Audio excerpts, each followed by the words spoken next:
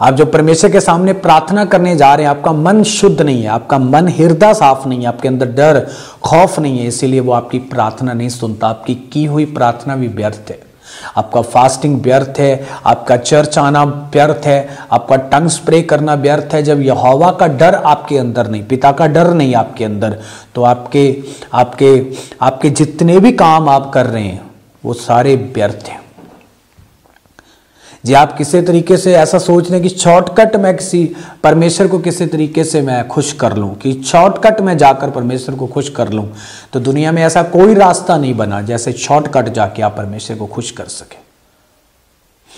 बहुत सारे लोग ऐसा सोचते हैं कि हम शायद शॉर्टकट किसी तरीके से परमेश्वर को खुश कर लें, शायद पैसों से परमेश्वर खुश हो सकता है, दान चंदे से खुश हो सकता है, शायद परमेश्वर हमारी कुछ अच्छी अच्छी बातों से खुश हो सकता है, शायद कपड़े से, नबियों को पास्टर्स को कपड़े दे देंगे तो परमेश्वर खुश हो सकता है, शायद उनको खाना खवा देंगे तो शायद परमेश्वर खुश हो सकता है, चर्च में लंगर लगा देंगे शायद परमेश्वर खुश हो सकता है, चर्च में कोई दान पुण्य कर देंगे परमेश्वर शायद खुश हो सकता है। ऐसे आपका शॉर्टकट जो रास्ता है, ऐसे खुदा खुश नहीं होगा आपसे। ये आपका काम है, ये तो आपने करना है, पर ऐसा जब आप पाप कर रहे हो तो आप अपना दान दे के परमेश्वर को खुश करने की कोशिश कर रहे हो, तो मेरे हिसाब से आप कभी भी ऐसे खुदा को खुश नहीं कर पाएंगे, ऐसे आप परमेश्वर को खुश नहीं कर पाएंगे। उसने कहा वेदी पर अपनी भेंट छोड़कर अपने भाई से पहले जाकर सुलह कर, फिर जाकर अपनी भेंट चढ़ाना। इसीलिए शॉर्टकट कोई भी रास्ता नहीं है कि आप परमेश्वर को खुश कर सके।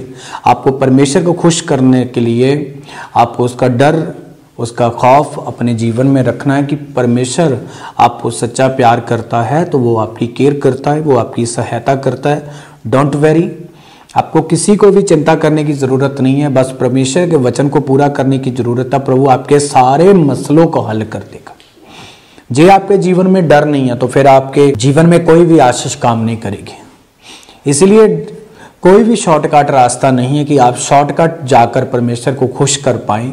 इसलिए आपको परमेश्वर के वचन को पूरा करना होगा, परमेश्वर की विधियों को पूरा करना होगा। जैसे ही आप परमेश्वर की विधियों को पूरा करेंगे, वचन को पूरा करेंगे, प्रभु अपनी दया आपके ऊपर करेगा, परमेश्वर अपना फजल आपके ऊपर करेगा, परमेश्वर अपना कृपा का हाथ आपके ऊपर करेगा, तो वो आपको सारे बंधनों से क्या करेगा, आजाद कर देगा।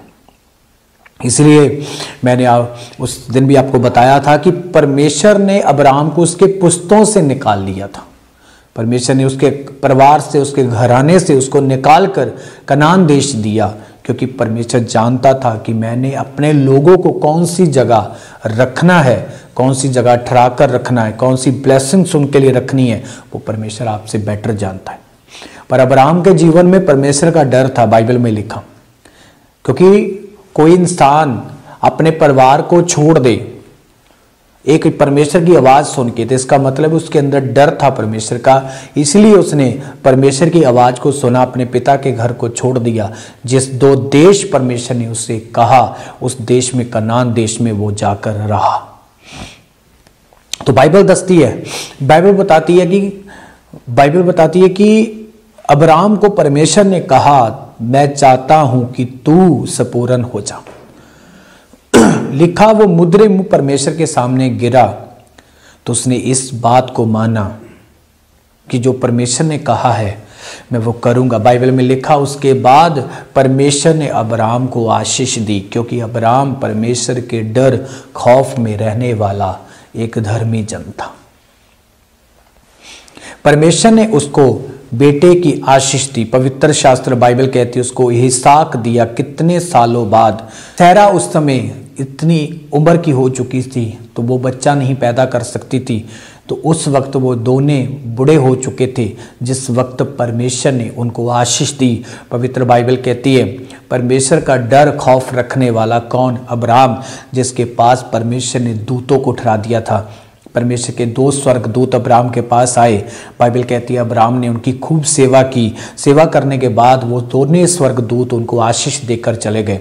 पवित्र बाइबल कहती है उन्होंने खाना खाया, खाना खाने के बाद वो सहरा को आशीष दे के आगे निकल गए। तो पवित्र शास्त्र बाइबल कहती है परमेश्वर ने अपने वचन के अनुसार, अपने वादे के अनुसार अब्राहम को संतान दी। उसके घर इसहाक पैदा हुआ